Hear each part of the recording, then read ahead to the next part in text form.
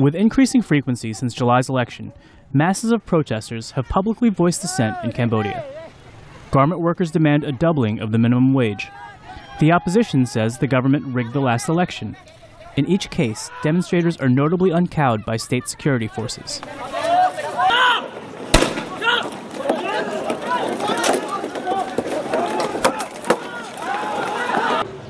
Sam Rainsy is chief of the opposition Cambodia National Rescue Party.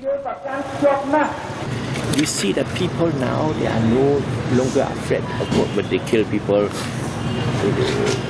After a few days, there's still some fear, but they cannot kill everybody, everywhere, all the time.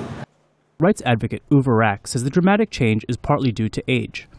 Cambodia's once war-weary public has been replaced by a younger generation more eager to assert and defend its rights. Well, for one, it's just demographic shift. We have the post-Khmer Rouge generation.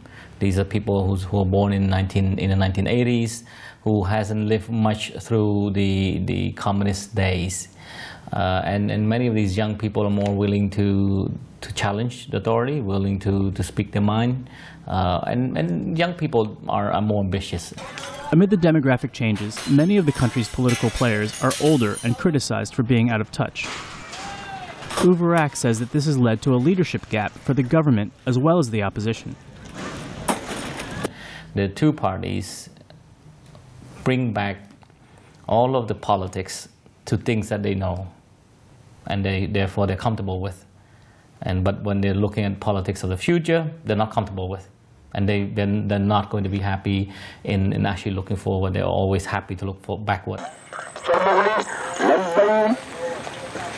For the most part, the government had shown unusual restraint in dealing with the varied protests. That changed earlier this month when a mixture of garment strikes and opposition protests brought a heavy-handed reaction. This government has been in power, particularly Hun Sen, has been in power for decades. He knows how to fight wars, he knows how to be in armed battles, but he doesn't. They're not ready to deal with peaceful movements.